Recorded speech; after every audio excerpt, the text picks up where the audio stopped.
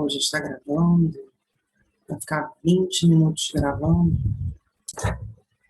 Esse é um teste do curso. Vamos dar a pausa agora. Acho que já foi. Bom, esse é o curso, a nossa segunda aula, né? Saberes periféricos, arte e educação socialmente urgentes. Vou iniciar com vocês, se alguém depois quiser chegar e no final a gente abrir para trocar mais uma ideia. Daniele está por aí. Daniele quer falar um pouquinho?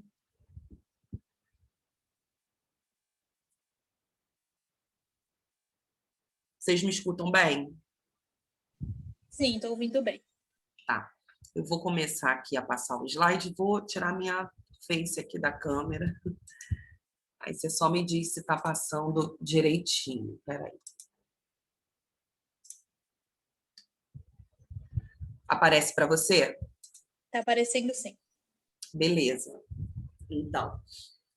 Então, qual que era a nossa proposta, né? Eu e Luana, a gente se conheceu até num curso que eu ministrei. A minha especialização foi em artes e educação, né? Oi, Maria, boa noite, tudo bem? A gente começou agora.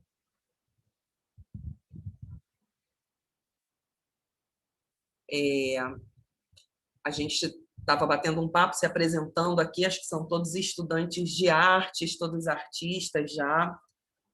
Eu vou começar aqui falando de como surgiu essa proposta, né? A Luana, que conversou com vocês ontem, tem uma pesquisa também voltada muito para a pedagogia, para uma curadoria decolonial, né? Para abordagens de outras epistemologias, de outros movimentos artísticos. Ela atua hoje com educação infantil, educação básica. Então, a gente se conheceu num dos cursos e a gente começou, né, a pensar essas propostas. A gente acabou de dar um curso agora pela Secretaria de Cultura aqui de Nova Iguaçu, onde a gente falava de dois movimentos de artes daqui muito importantes e antigos, né? Tem mais de 20 anos, são movimentos que têm cerca de 40 anos e movimentos que a educação não aborda. Aí a gente vai para uma sala de aula e a gente repassa, né, aquele mais do mesmo, e a gente vê que aquilo não estabelece um diálogo com o nosso público, que são os nossos alunos, né? Então, quando a gente pensa em decolonialidade, né, a Luana falou um pouco ontem, a gente não vai entrar a fundo nisso, mas a gente pensa em trabalhar com artistas e movimentos que já vêm sendo apagados, né? Porque hoje o que a gente aprende, as nossas bases todas, são bases hegemônicas, eurocêntricas, né? Então, os outros saberes, tudo que a gente entende, a própria Academia Nacional de Belas Artes, a Missão Artística Francesa, como tudo foi se instaurando aqui, né?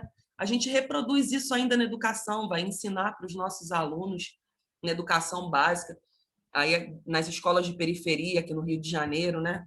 Dava aula numa escola em Tinguá, e aí eu tinha que falar para as crianças da semana de 22, abordar um modernismo tão elitista, sabe? Uma coisa que sem propósito.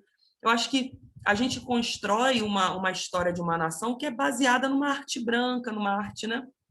Então, é rever toda essa movimentação que a gente se propõe. Hoje a gente vai ver mais os artistas da periferia, né? E a ideia é essa, é a gente propor novas construções poéticas, didáticas, pedagógicas, né? Com artistas à margem. Então, hoje, eu vou mostrar para vocês mais os movimentos, essas obras, né? Um pouquinho, a gente não dá para entrar especificamente em tudo isso aí, mas aqui, ontem a Luana provavelmente falou sobre isso também, né? A gente vai pensar que uma pedagogia decolonial, ela vai estar fazendo uma desobediência, né? Quando a gente chega e faz um curso, ou a gente faz uma pesquisa, ou submete um edital, porque a gente já vem atuando muito com esses cursos em editais, submetendo em editais, e isso é uma forma de desobediência, porque a gente não está fazendo curso para dar a mesma história da arte de sempre, ou para falar dos movimentos que já são legitimados, que já estão no museu, né? Artistas brancos, Zona Sul, centralizados, né? Para a gente continuar falando disso, né? Então, a gente vai estar alimentando esse sistema colonial. Então, a gente pensa de uma forma de legitimar os movimentos que estão acontecendo, fervilhando, porque existe produção artística no mundo todo, né? A produção artística do Brasil não é só Rio de Janeiro, São Paulo, né? E a gente fala de uma periferia aqui do Rio, imagina a periferia das periferias, né? Então, é a gente pensar em como essas produções podem ter um diálogo com a educação, porque os professores não começam a abordar esses artistas, né?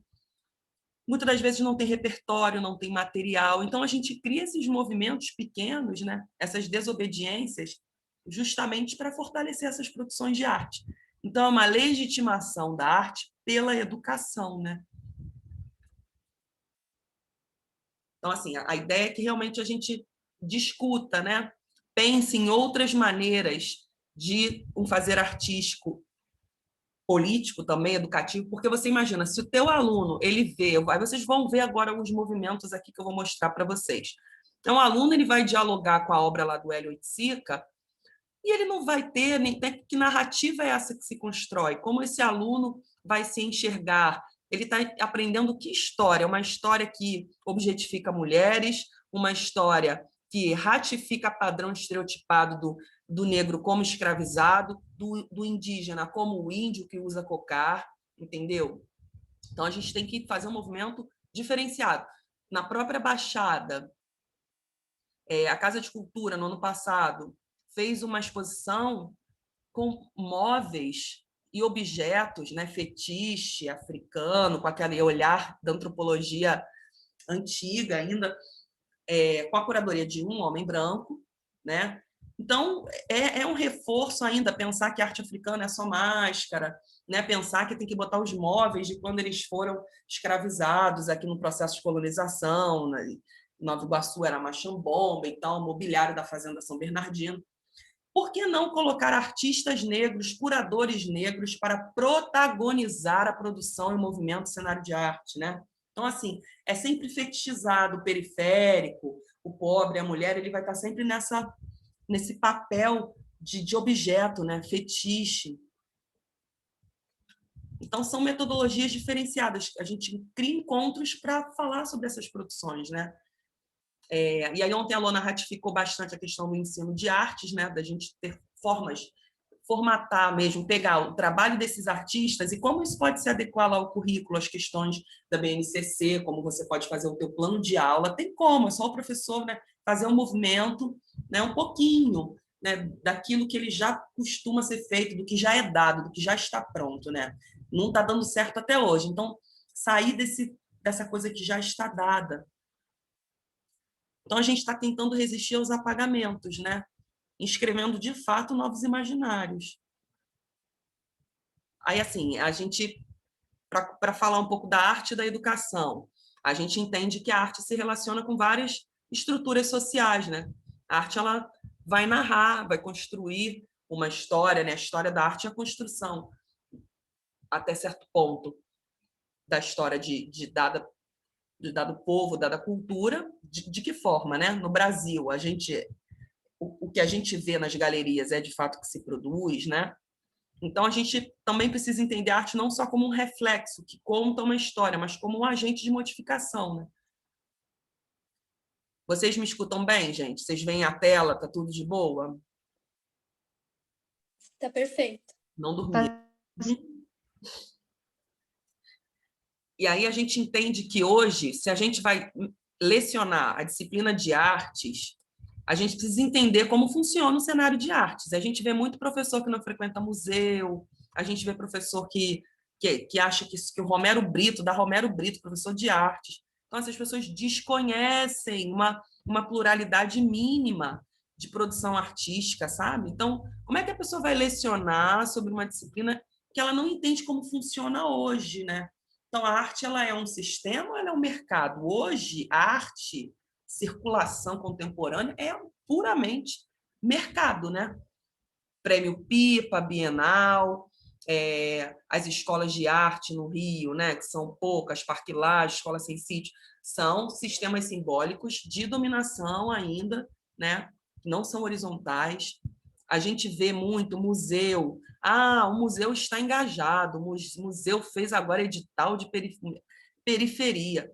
Mas quem é que está gerindo o museu? Quem está gerindo o museu é um economista branco, rico, né? Não é um cara que é da periferia, não é um cara oriundo daqui. Então, assim, é ele quem determina o periférico que vai estar lá dentro. Então, tem 5 bolsas.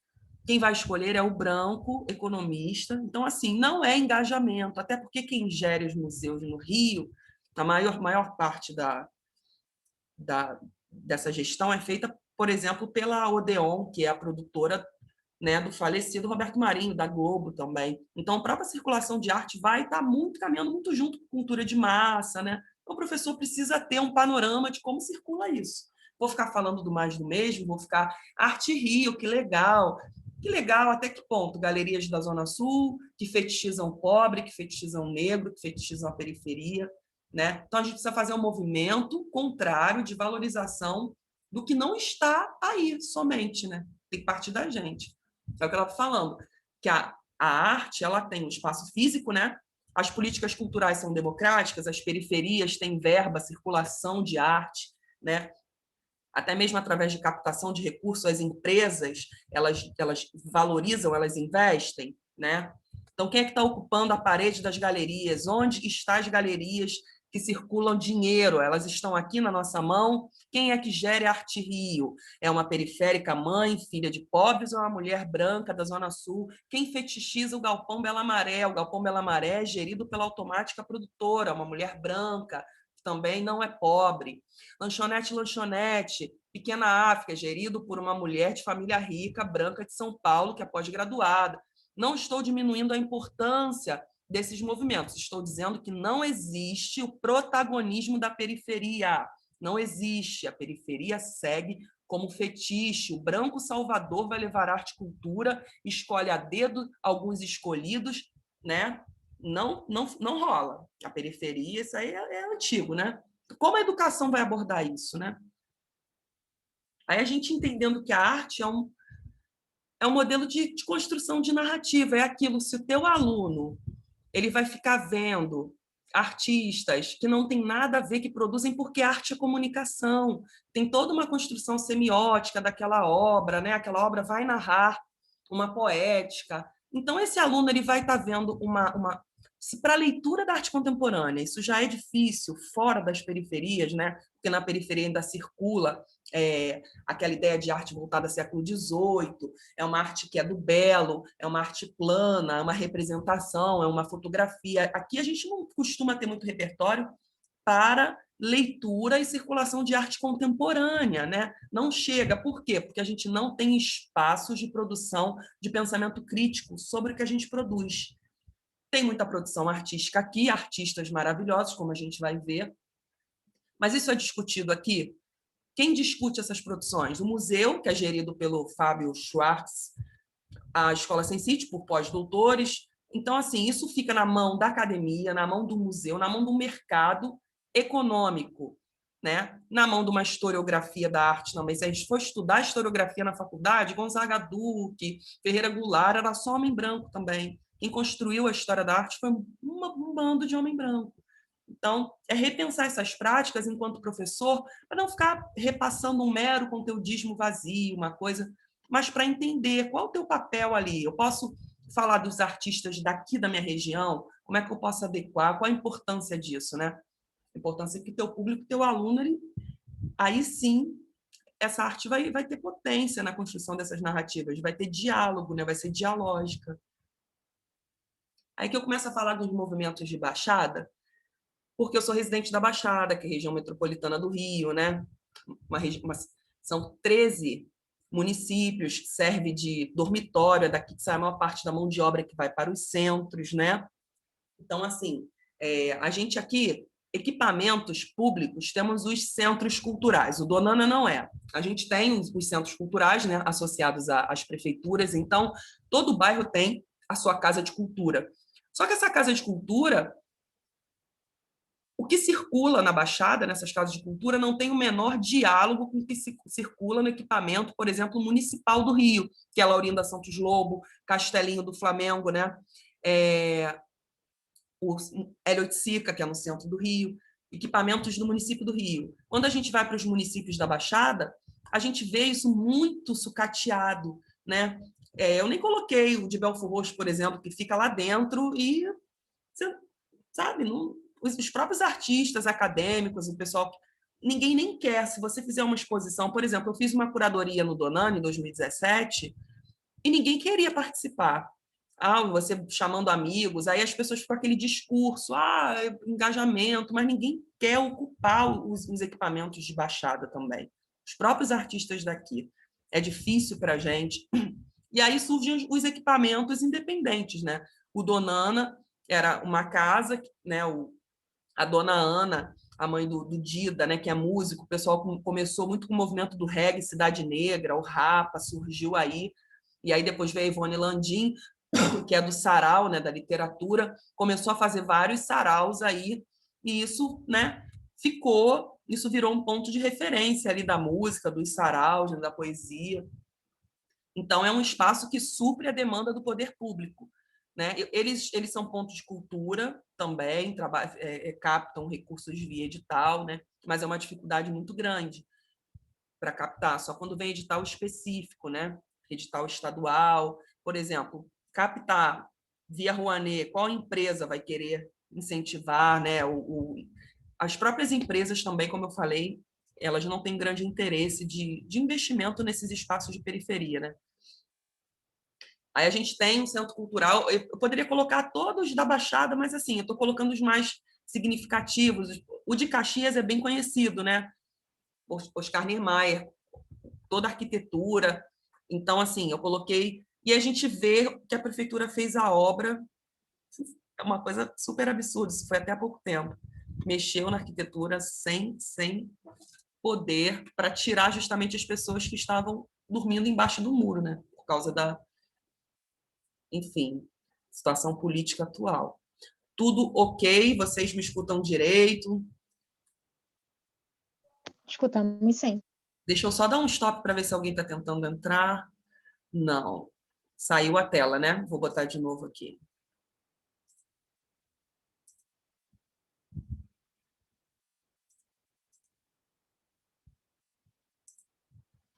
Espera aí, voltou. Vocês estão vendo qual tela? Acho que eu vou ter que... Saiu, né? Isso. Eu vou botar de novo, então. Espera aí.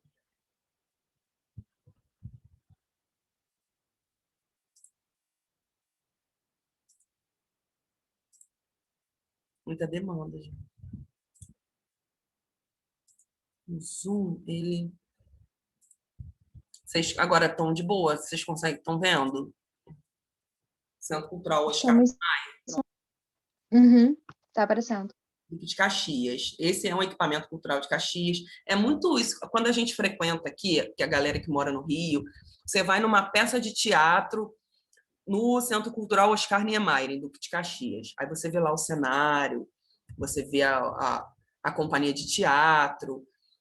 Aí você vai num teatro Glaucio Gil, em outro teatro, um equipamento do município do Rio, que já tem verba, né, que as empresas investem, que aí tem contrapartida, né, localização, instância territorial. Aí você já vê outra coisa, né? Até o meu filho, que tem 8 anos, ele menorzinho, ele falava, nossa, mãe, que diferença. E é muito diferente, né? Porque aqui as pessoas trabalham na política da alteridade, né? E aí também é sempre aquela coisa de tudo que tem que ser da Baixada, tem que ser falando de violência, tem que ser trabalhando com essa estética da alteridade.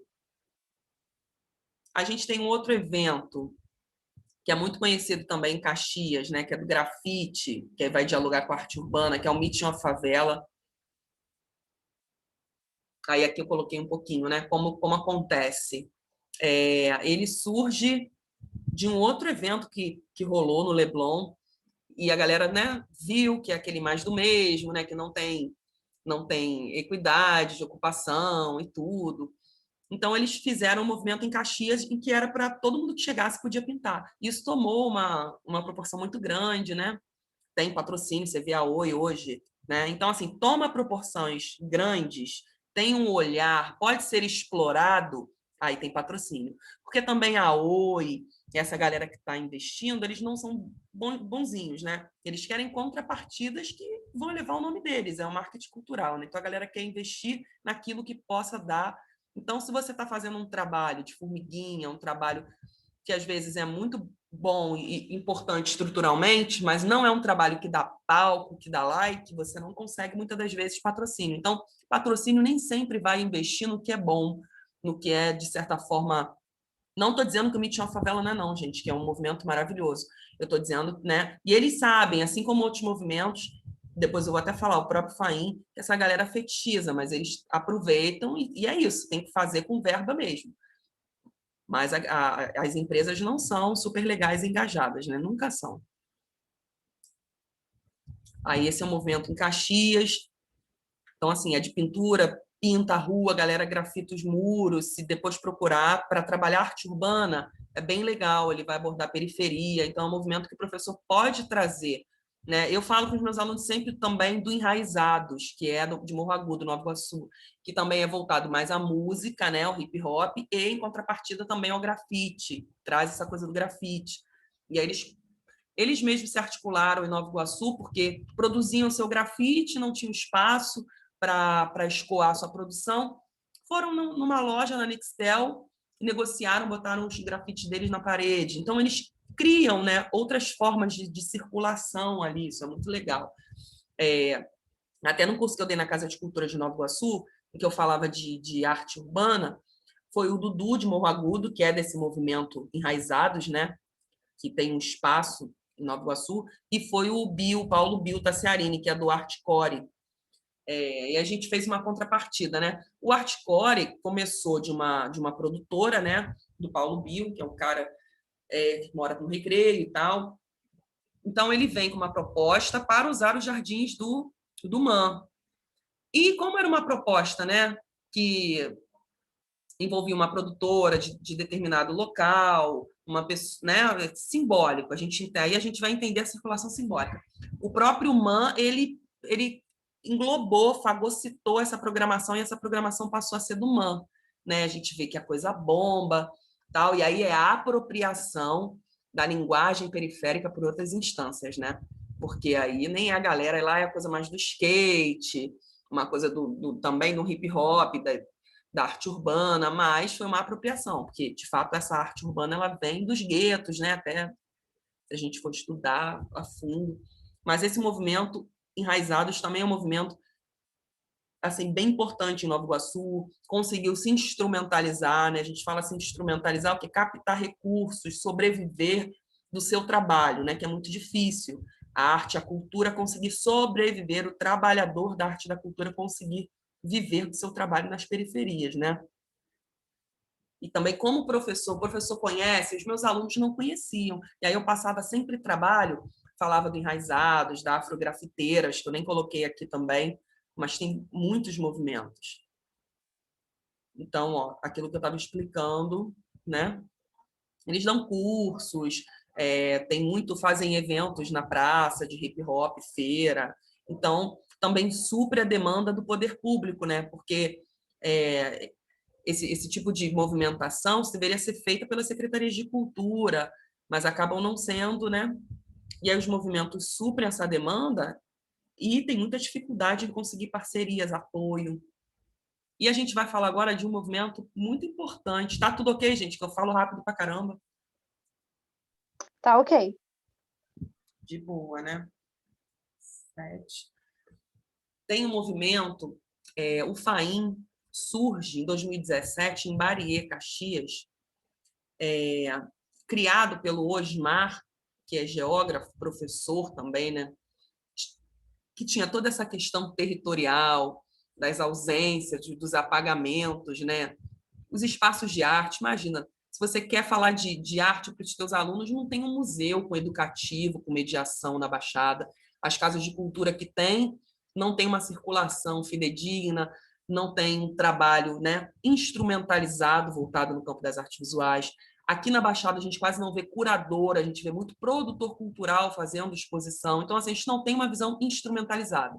O produto do audiovisual, ele não precisa do roteirista, ele não precisa do diretor de fotografia, as pessoas estudam no teatro também, iluminação. Em artes, na Baixada ainda, as pessoas acreditam que qualquer um pode fazer, que é só colocar coisa na parede. Então, é uma das linguagens ainda mais elitizadas porque ela não foi instrumentalizada nos espaços de periferia, né?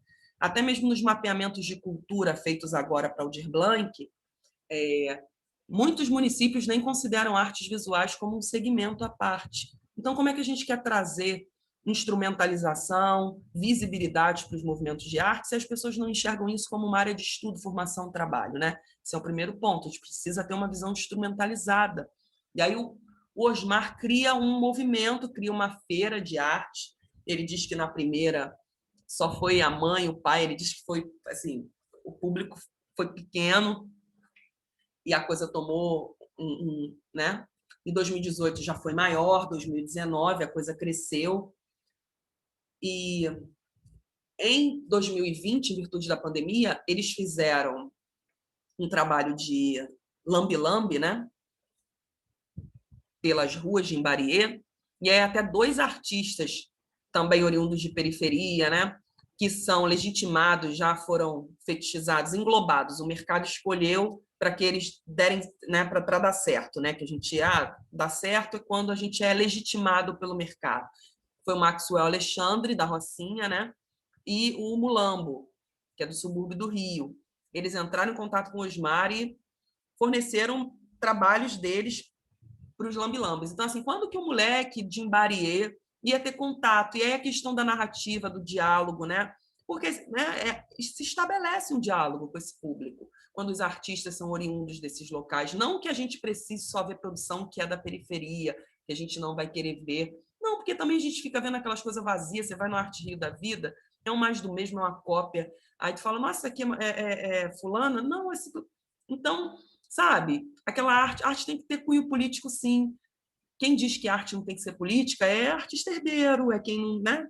Quem não vive disso, porque a arte tem que ter cunho político, é claro, ela comunica, né? Então, FAIM é um movimento de arte muito importante aqui na Baixada, que tomou uma proporção muito grande. O Osmar, ele estuda arte no Parque Lage, né? Sentiu essa necessidade, um cara super humilde, foi se especializar em arte, em curadoria no Parque Lage, foi convidado pela Camila Rocha Campos e a Kênia, né, que são as curadoras do MAN hoje, né? 2 mulheres negras também, que ocupam esse espaço importantíssimo, né? Chamaram o Osmar para fazer uma curadoria de exposição no Jockey. E aí a gente pensa, né? Quem ia financiar essa exposição era a Osklen. Isso acontece muito no meio de arte. Tem um amigo uma vez, eu estou com um patrocinador, ele quer financiar uma exposição aqui. Às vezes a pessoa tem dinheiro e quer financiar uma exposição de 100 mil, quer dar 50 mil. Então, existe, isso acontece. A Osklen queria financiar uma exposição de periférico, né? Então, assim, acontece muito também isso, né? Eles querem alguém da periferia. Então, eles é o olhar do selvagem, né? É o olhar, vamos estereotipar, periferia. E aí eles chamam... A Osklen não faz camisa para os garotos de Imbariê. A Osklen não faz roupa para gente, mas a Osklen quer posar de engajada, né? Levando o periférico para o jockey. A galera artista que é daqui, de Imbariê, de Caxias, frequenta o jockey. Então, assim, é sempre aquela coisa do branco salvador, né? O branco salvador, e o artista tem que receber mesmo, tem que aproveitar e tem que ir lá. Então, assim, receber o seu trabalho, né? É importante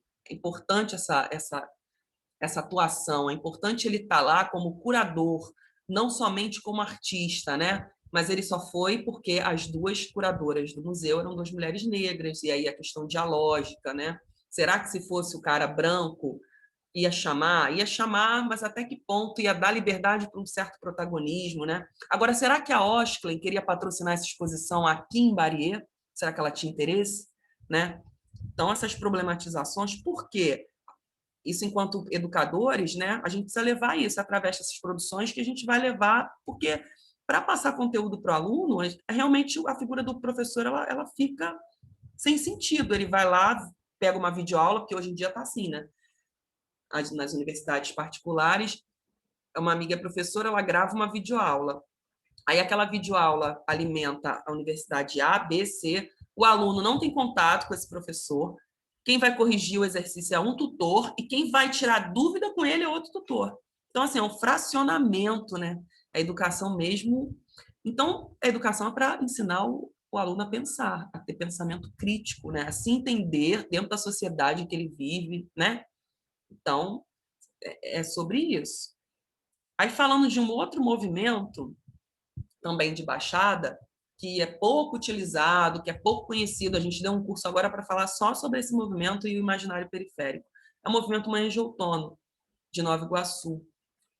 É um movimento voltado à poesia, literatura e artes visuais, né? Então, assim, eu sempre falo deles nas escolas e as pessoas não conhecem. Para ver, a gente teve 78 professores cursando, fazendo o curso que a gente deu, Diálogos Decoloniais. E muitos não conheciam o movimento que tem cerca de 40 anos em Nova Iguaçu. Hoje, por exemplo, as pessoas ocupam a gestão, está aqui, o secretário de Cultura participava, outro gestor da biblioteca, são figuras icônicas na cultura da Baixada, né? E a gente não conhece, a gente não legitima, né? Como a educação pode legitimar isso? A educação pode fazer o papel da historiografia da arte, quando ela faz questão de falar desses movimentos com seus alunos, né? Eu acho que principalmente nas periferias, onde não tem instância de difusão de circulação de arte, que a gente não tem aqui galeria, eventos, né? A gente tem esses, FAIM e tudo, mas a gente não tem verba circulando no museu, a gente não vê isso aqui. Então, qual é a nossa maior forma de legitimação desses movimentos? Através da educação. Mas a educação ainda não se liga, ainda não aborda, é muito difícil, ainda, né? Então, Manhãs de Outono, ele ia para isso rolava sempre em locais que não eram institucionais, né? Então você ia para a praça pintar quadro, beber cerveja e falar poesia. Aí você ia para o bar depois, que era o Cultural Bar, que também foi muito importante. Tem até uma live sobre o Cultural Bar na página do Manhãs Imaginárias, que é um projeto que fala desses dois movimentos. O Cultural Bar foi um bar muito importante, porque ele fazia o papel de um equipamento cultural. Ele tinha sarau, exposição, ele tinha apresentação musical, sem patrocínio nenhum. Tanto que, infelizmente, fechou, né? Justamente por isso. A gente tem aqui o próprio imaginário periférico, que hoje, quando a gente vai falar de Baixada e Rio, é um movimento que deu certo, né? Se legitimou. Então, a gente tem ele fundado por 6 artistas, né? Ronald Duarte, que é professor da UFRJ, Jorge Duarte, professor da UFRJ, Júlio Sekiguchi, professor também da UFRJ, então são acadêmicos, né? A gente tem aí também o Roberto Tavares, que é professor do Caluche também, é um excelente escultor. Temos o Deneir, que é um artista maravilhoso, de uma humildade. Ele tem assim uma produção, é muito usado na educação, né? Ele tem muito trabalho lúdico de reaproveitamento de materiais. Até vou dar uma oficina com ele agora, pelo SESC. Depois eu até mando por e-mail para vocês. Mas ele tem muito material assim bom para trabalhar com criança, né? E tem o Raimundo, que não tem formação na área, e que é da parte da cenografia e tudo, né? Também é um dos fundadores, Raimundo Rodrigues. Então, esse movimento foi um movimento que conseguiu inserção. Os artistas, todos eles, têm um vasto currículo, né? Premiações, bienais. Então, eu até brinco, falei uma vez com o Ronald, vocês deram certo, né? Que é isso, que o artista dá certo é ser legitimado por esse mercado, né? Só que os meus alunos de Nova Iguaçu não conhecem eles, né? E aí toda essa produção, quando a gente atua no mercado de arte, em curadoria, ou produzindo como artista, né, pobre, porque ninguém vive disso, quando a gente atua nesse mercado, quem está hoje produzindo arte, participando de edital, indo para espaço cultural, fazer curadoria, a gente percebe que não existe diálogo do que circula com a educação, é o que eu estou falando. O imaginário periférico é um dos movimentos mais importantes e legitimados de Nova Iguaçu. E muita gente não conhecia o grupo aqui no próprio município que eles surgiram, né? Então, isso é muito sério. A educação, né, ela assumir essa posição decolonial, ela buscar esses referenciais, né, contra-hegemônicos é muito importante. A gente vai falar de um outro movimento também que é da Baixada, de Belfor Roxo, que é super estigmatizado, né? Silvia, Eu. desculpa te cortar, é que o slide, ele tá parado em uma imagem só, já tem um... Sério? Aham.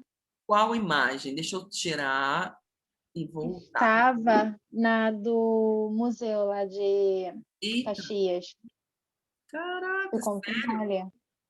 Aham, Vocês estão vendo agora? estamos. Passou para um museu de novo, não é? Tá no museu? Isso, está no museu agora, no Centro Cultural. Passou para o Meet uma Favela? Não, ainda está no museu. Não está passando? Não está no slide 11 ainda. Saiu da tela cheia? Agora está passando, mas... É porque não estava na tela cheia antes. Não estava na tela cheia? Não. É muito louco essas coisas. Toda vez, gente, sempre dá problema. Esses programadores, vamos... negócio de graça. Ó, deixa eu ver. Eu passei aqui para o Meet uma Favela. Ele está no Meet uma Favela?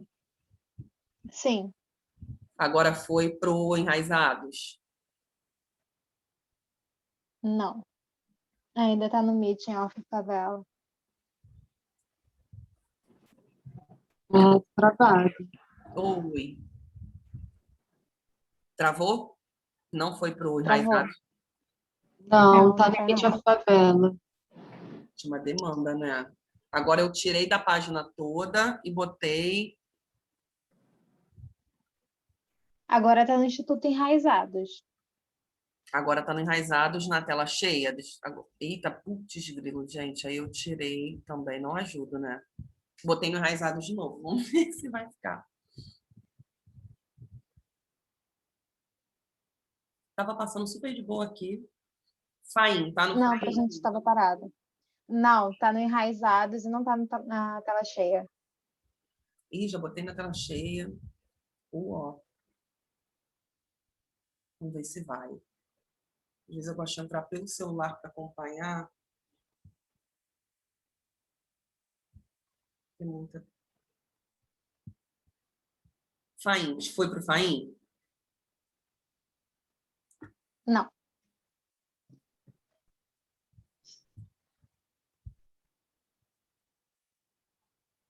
Sei por quê. agora sim. Mas aí tá na tela cheia ou não? Que eu tirei. Tá na tela cheia, não. Ah, tá na outra. Então vou deixar assim mesmo. Aí dos lambilambes, tá aparecendo os lambilambes que eu tinha falado. Do Faim. Sim, agora tá.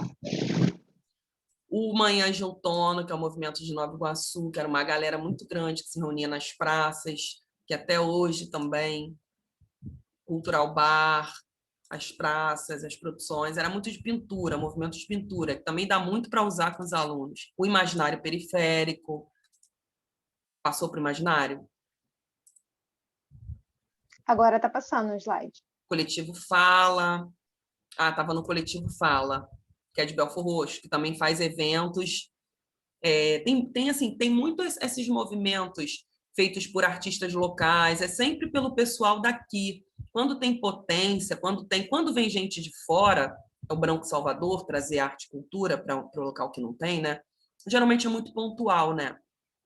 Agora isso é muito criado por causa das ausências, né? As pessoas acabam fazendo, tem outros artistas assim muito legais que fazem esses eventos. E aí o Coletivo Fala faz os eventos de música também, que é o Rap Fest, Free Jazz Rap Festival, uma parada que é com rap e jazz também, voltado mais para música, eu nem coloquei aqui, mas eles fazem eventos também de pintura, né? Uma coisa educativa com criança nas praças. Então também é um movimento que tem perdurado na Baixada já, aqui em Belfor Roxo, principalmente, né? tem uma ausência muito grande. Aí eu coloquei aqui agora suburbanidades. Vocês conseguem ver?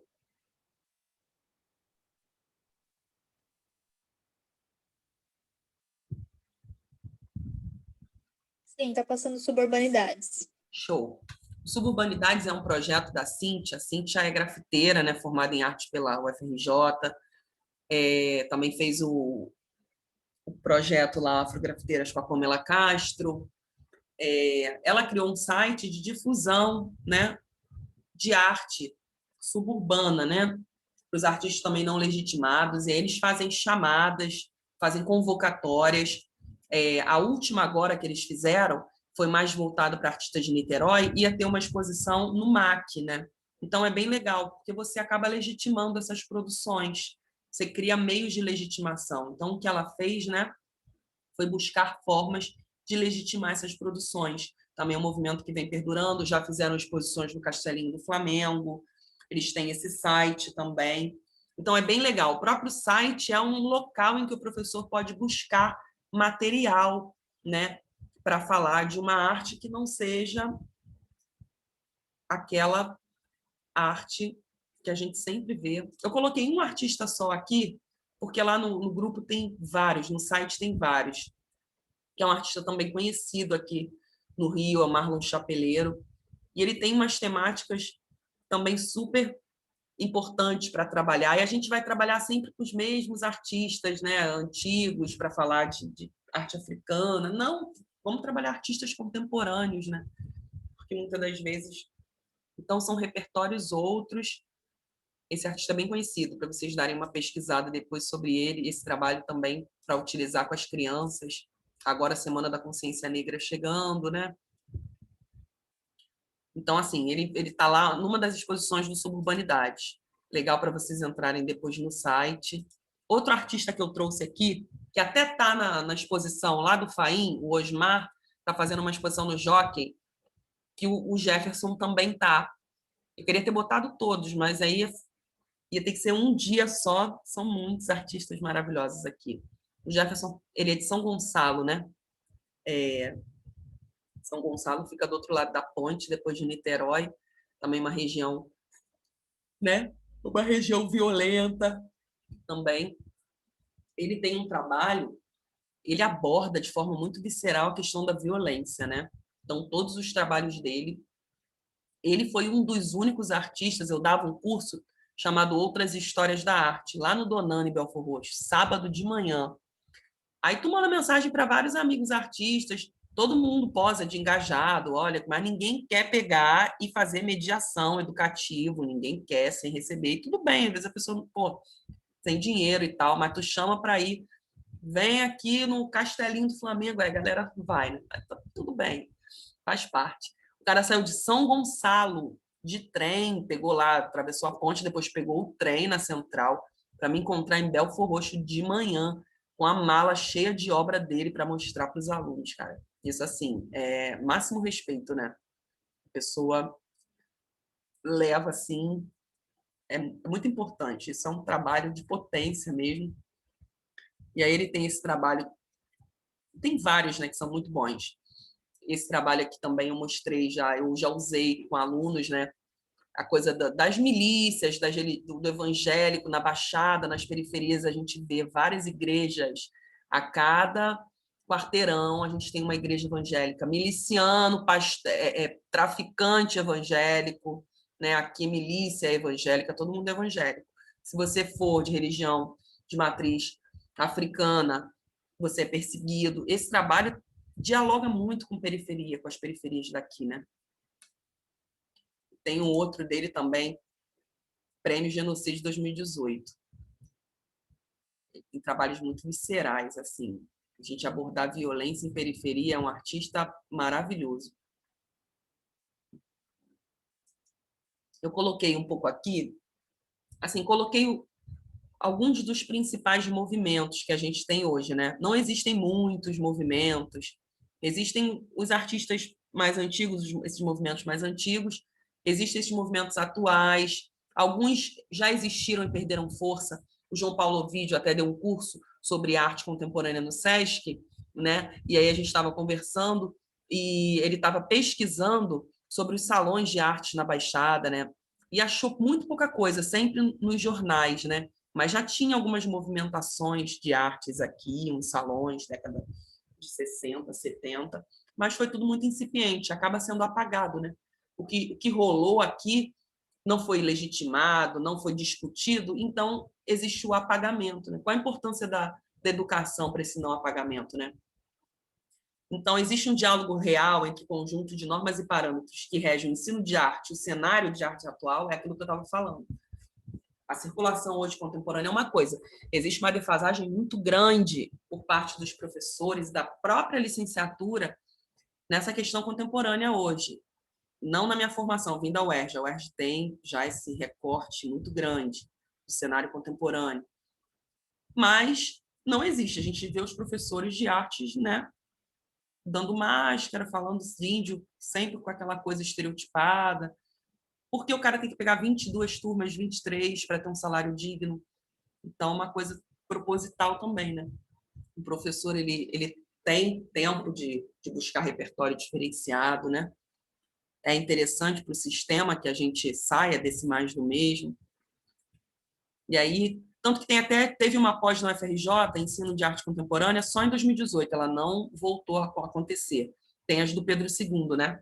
Também, que é o Saberes e Fazeres, só que do Pedro II é muito mais o olhar da educação. É uma galera que é da educação pensando no cenário contemporâneo e é muito maravilhoso. Agora, a gente não tem um recorte da arte para a educação, não, porque a arte, o cenário de arte, na verdade, ele não está nem aí para engajamento nenhum, né? Quando a gente vai tentar um mestrado em arte, produção, como artista, já ouvi da banca, já ouvi de banca. O seu projeto está muito com recorte sociológico, falando de gênero, periferia. O cenário de arte, ele está pouco se lixando para tudo isso, na verdade. Né? Então, ele está em outro tipo. Se não vier das outras instâncias, essa legitimação de uma educação, né? Se não vier um olhar de um outro lado, a gente vai continuar sempre, né? A gente não vai resistir a esses apagamentos, nossas produções vão sempre, né, ser invisibilizadas. Então, aquilo que eu perguntei aqui, o ensino de arte contemporânea nas periferias condiz com a circulação artística atual? Não, porque não chega a verba, não tem política pública, né? O artista tem que sair para ser legitimado, a gente não tem circulação de dinheiro só pontualmente, como por exemplo, com o Aldir Blanc. Os professores das periferias, eles frequentam museus e exposições? Tem tempo? Ele tem tempo? Ele mora perto? Tem aqui na Baixada, na periferia? Rola? Não rola, né? Então, ele vai estar ensinando uma coisa da qual ele nem... É a mesma coisa um biólogo, um químico. Eu fiz química também. Como é que a gente vai ensinar química sem nunca ter passado por um laboratório, né? Sem nunca ter feito uma titulação no laboratório? É complicado. E aí a gente pensar como se dá essa circulação de arte, né, nos territórios periféricos, para a gente entender um pouco a importância da educação para legitimar isso, né? A gente vai entender que essa circulação ela vai ratificar os apagamentos, as estereotipações.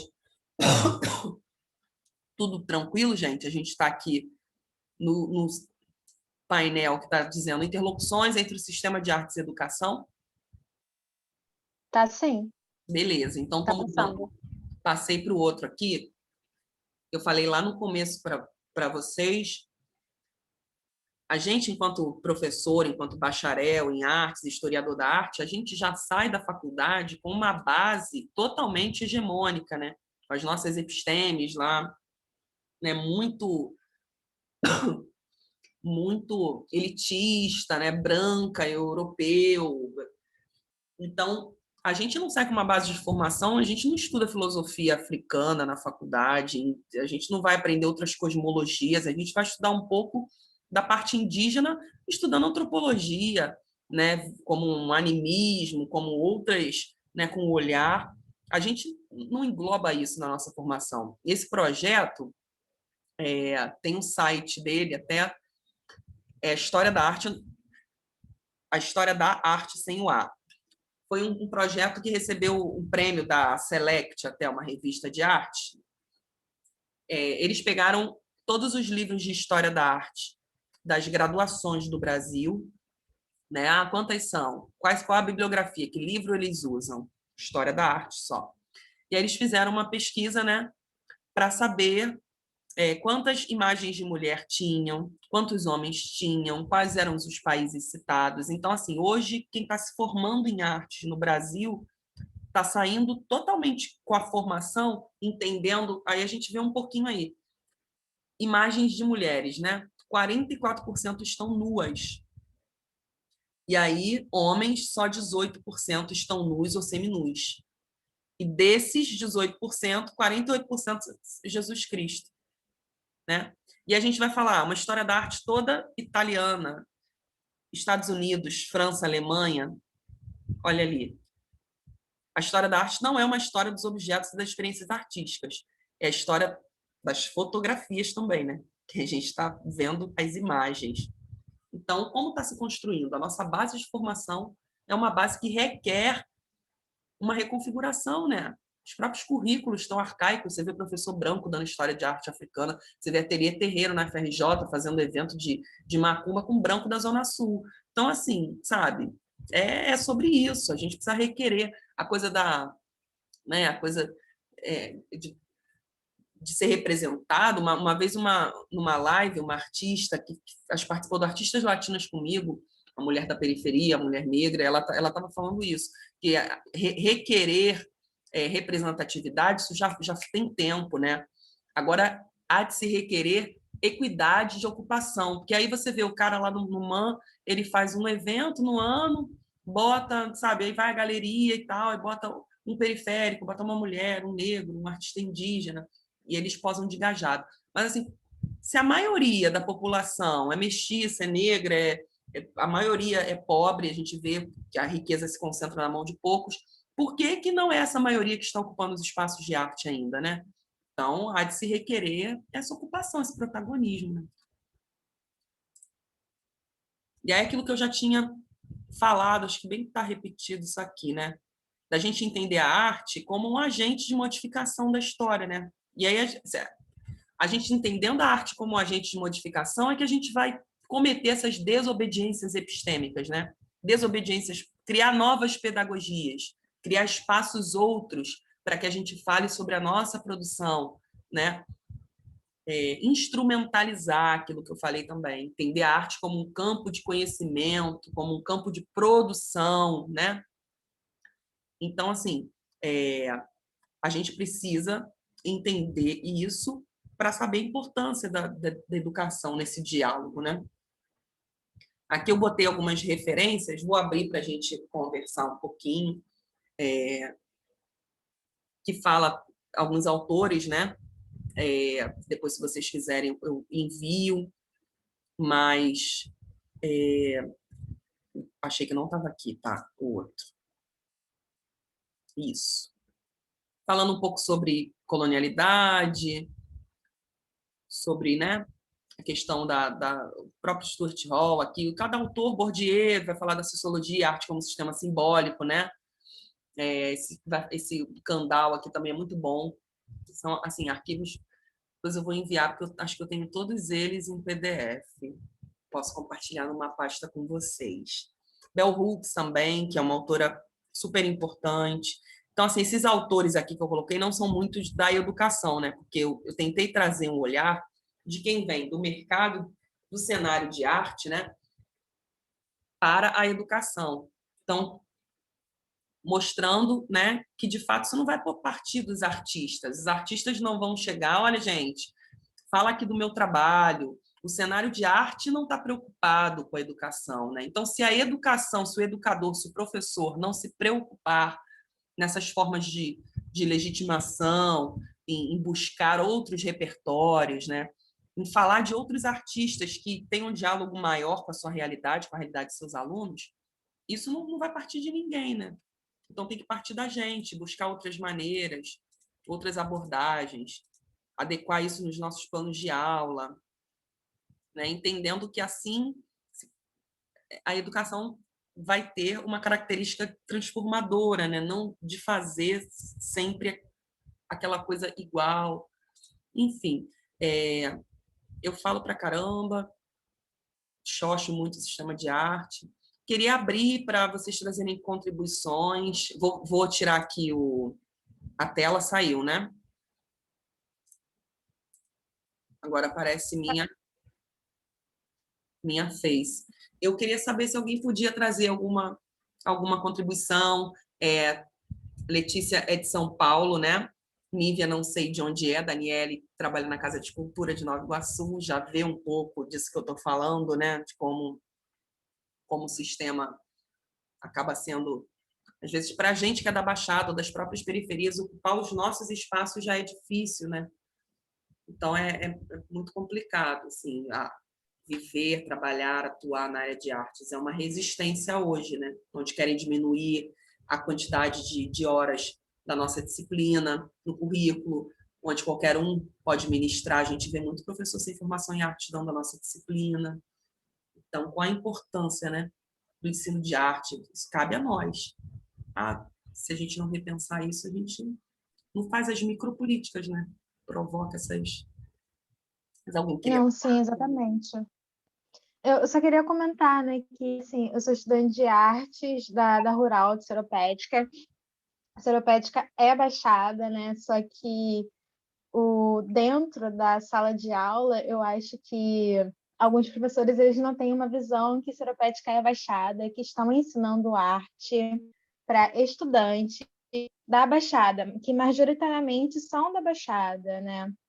Porque isso tudo que você falou nessa aula, acho que é Luana o nome dela, né? Se eu não me engano, falou na aula anterior, é que é isso, a gente precisa de uma história da arte, de uma arte decolonial, né?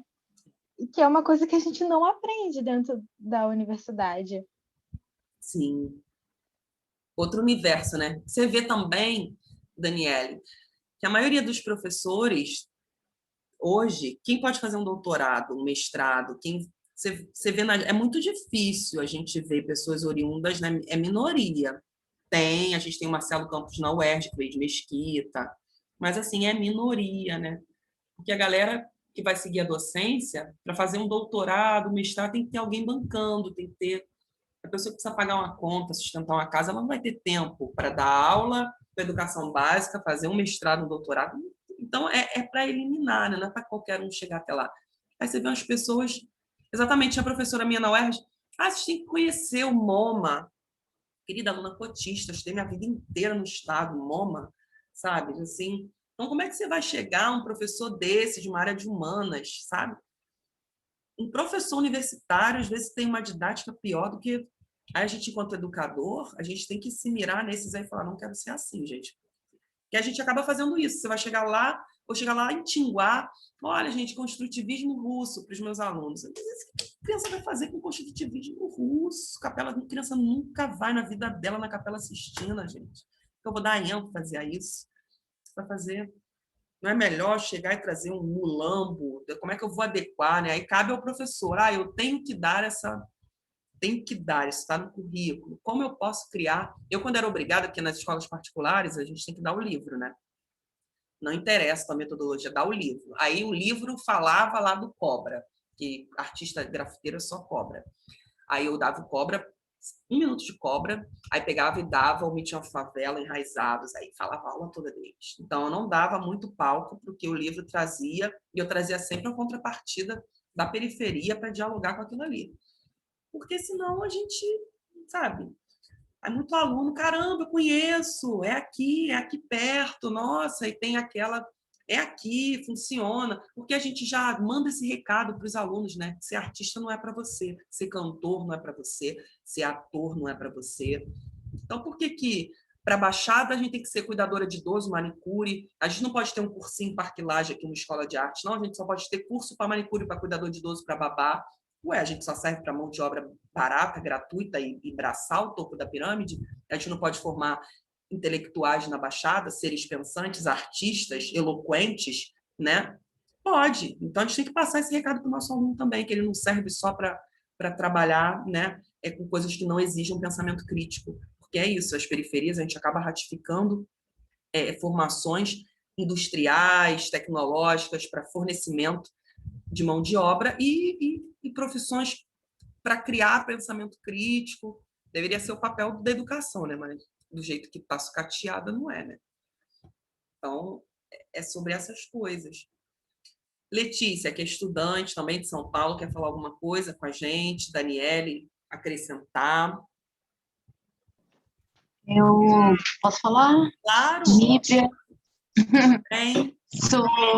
Tudo bem, eu sou professora da Rede Municipal Estadual do Rio, dou aula em Campo Grande, no município, em Nova Iguaçu, no estado. Estou fazendo agora, eu estudei pela UFRJ, um lugar mega elitista, um lugar mega conservador.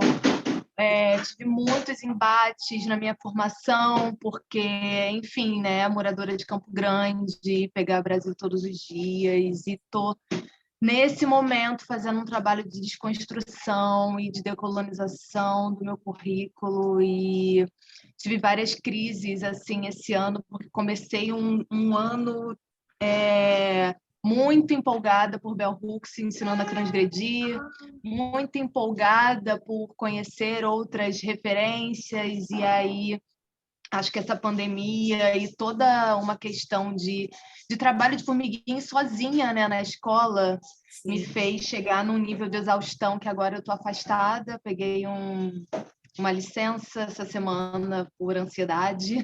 Caramba! Estou meio afastada, mas esse curso está me fazendo voltar a estudar essas referências, voltar a olhar para essas novas referências e fazer essas trocas e também pensar em parcerias, né? Eu estou em Nova Iguaçu e não conheço nada dessas casas de cultura, fui anotando aqui todas essas coisas, né? Todos esses lugares e referências. Dei uma aula, até falei ontem com a Luana, né? Falando um pouco sobre esse olhar novamente para a bandeira do Brasil, de reconfigurar uma releitura da bandeira do Brasil. Eu fiz um mestrado na Unesp, que quase não terminei, mas porque estava num outro lugar da vida, assim, eu tenho uma formação muito eurocêntrica, inclusive cristã, até há pouco tempo atrás, que descobri que não era por esse lugar e me descobri lésbica e estou fazendo todo esse trabalho de repensar, sabe, a educação por esse outro viés, e está sendo muito importante essa troca. Queria até manter contato com você. Estou tentando me aventurar pelo grafite e por outras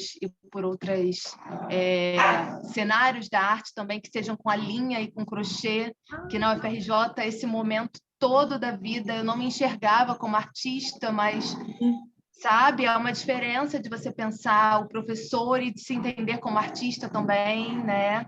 E eu não olhava para todas essas produções de crochê e bordado da vida inteira como produção de arte, né? Como produção de conhecimento. E aí, no início, assim, desse ano, eu fiquei pensando, né, conhecer os alunos do estado em setembro, que voltou, e eu falei assim, o que eu vou levar para eles, o que eu vou esperançar e falar de arte nesse momento. E eu estava muito perdida, eu resolvi levar Conceição Evaristo, poemas para recordar, e falei para eles sobre proteger os sonhos. Levei alguns materiais e perguntei para eles o que estava motivando eles a estar ali em setembro, sabe? Querendo continuar estando na aula de artes para terminar esse ano. E aí uma aluna tirou uma agulha de crochê da bolsa. E aí eu tinha levado linhas, né? E aí ela fez uma... Vocês não tinham Oi? Vocês não tinham combinado? Não tinha combinado. Eu tinha acabado de conhecer essa aluna. Caraca. Oitavo ano do Fundamental 2.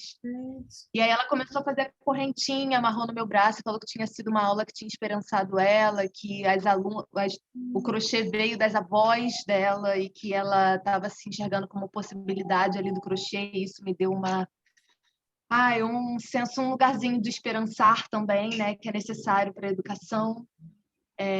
Estou tirando um tempo para cuidar da cabeça, mas quero voltar com esse olhar de pesquisa, enxergando os alunos como sujeitos desse currículo, né? Que não é uma formação que você leva, mas que é uma coisa que eu tentei falar um pouco no mestrado, sobre essa construção em conjunto de coautoria, né? E e de pensar a própria bagagem do aluno como um lugar de currículo, de ensino. E obrigada, porque foi uma troca bem boa. Ai, Nívia, que bom, fico muito feliz. Muito legal ouvir, assim. Você vê que somos tantos, né? E a gente acha que essa junção, essa união, se vai criando, vai um dando a mão, aquela coisa, né, da gente se fortalecer enquanto educadores, artistas, né? E você perceba que, assim, os movimentos, até mesmo de baixada, de arte, a maioria deles são protagonizados por homens, né? Até a questão do gênero, eu tentei falar de gênero e território, assim, é muito engraçado isso. Não tem muito interesse. Eu lembro que na especialização cheguei para falar de gênero e território. O meu orientador homem, né? Até ele é uma figura muito conhecida na produção cultural, mas ele não é da Baixada. Aí eles fizeram uma pesquisa do Observatório de Favelas sobre o impacto da pandemia nos trabalhadores das periferias. E não tinha nenhum recorte de gênero. Quando você é mulher e mãe, eu tive que sair, eu era do município, depois que meu filho nasceu, eu pedi exoneração. Então, ele falou, mas gênero. Aí eu tive que sair do recorte de gênero e falar de um recorte simbólico de apagamento. Então, a gente é mulher, né? Você vê uma formação cristã. Você conhece a Silvia Federici? Tá mudo, seu microfone. Até abrir a câmera aqui para falar com você. Não conheço. A Silvia Federici, ela fez o Caliban e a Bruxa, escreveu, que ela vai falar da questão do capitalismo, da sujeição dos corpos e da igreja, né? Como trabalharam juntos ali. Ela fala do trabalho doméstico, ela tem 2 livros, assim, tem alguns muito bons, mas o Caliban e a Bruxa é muito legal. Vai falar dessa questão do cristianismo, sobre os nossos corpos, né? Isso vai dialogar também não só com a arte, mas enquanto nós somos, né? Como educadoras, acho que a gente imprime isso também. A gente é mulher periférica, a gente é mãe ou não, a gente circula. Que diálogo você tem com os teus alunos? Você vê, tua aluna trouxe uma agulha de crochê e como isso foi impactante para você. E é muito triste ver os amigos assim, tristes na educação, sabe? Eu tenho uma outra amiga que eu admiro, uma artista também, maravilhosa aqui da Baixada, Thaís Basílio. Ela tem uma produção muito boa, é pintora, trabalha com performance, e desanimada pelo número de turmas, né? Aí passou bem classificada no mestrado, e aí teve que abrir mão, não tem bolsa, teve que abrir mão de não sei quantas turmas. Ela tá falando, caramba, é um preço que parece que é uma desobediência, não é para ela, mas ela aí tá maluquinha, ai gente, é muita coisa, pagando aluguel, aí tem que abrir mão de, não sei, quase R$ 1.000 para poder fazer o mestrado. Aí você vê assim, parece que não querem a gente lá, né? Querem só o professor ali passando matéria, sem parar para pensar. Mas são esses movimentos que dão fôlego. Você imagina, nessa aluna aí, você faz diferença na vida de um, de outro, criando, né, pessoas que saibam votar, que não vem colocar o país no mapa da fome de novo. E é a educação que vai fazer esse papel, né, gente? Não, é o papel nosso. É. Tem que ter um tópico, né? Se não for, o que a gente vai estar fazendo lá? Eu sou ex-química também, era para estar no laboratório titulando, fazendo minha cromatografia, e ia ficar muito mais para a educação. Não acreditar que a coisa pode ser diferente.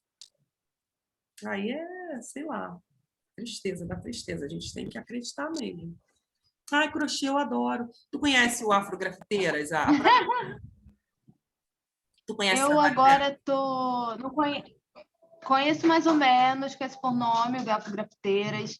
Eu tô tentando. Eu entrei num mutirão que vai rolar no Complexo do Alemão, apesar de ainda não me sentir apta para a rua, mas para isso tenho conversado com a Yaya, não sei se você conhece, do ela fez Preta artistas. Pinta Preta. Sim, artistas latinas, maravilhosa.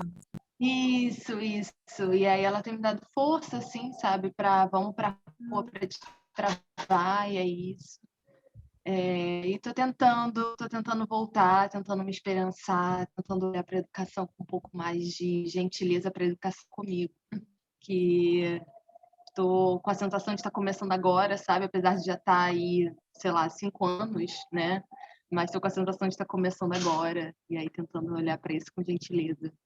É Isso é importante. bom, né? É bom, porque quando você tem essa sensação de que está começando agora, você acha que se desconstrói para estar sempre fazendo diferente. Porque acho que a galera que está ali acaba entrando numa coisa automatizada, né?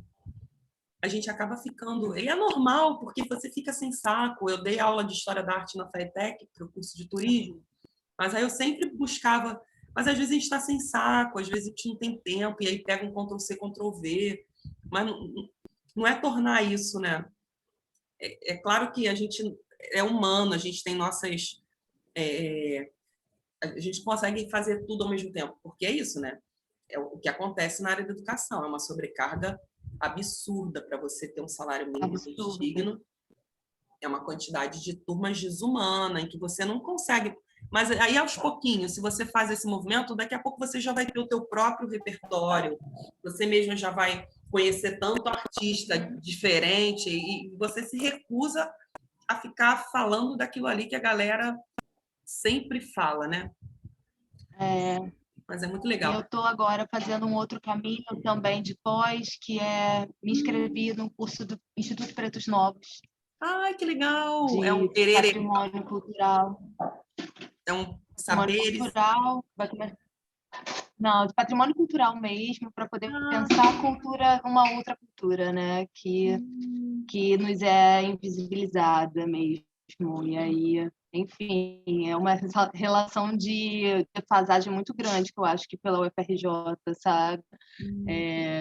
Tenho e estou indo por esse caminho porque, enfim, mulheres negras e acho que vai ser um caminho interessante. sim, sim, vai enriquecer muito.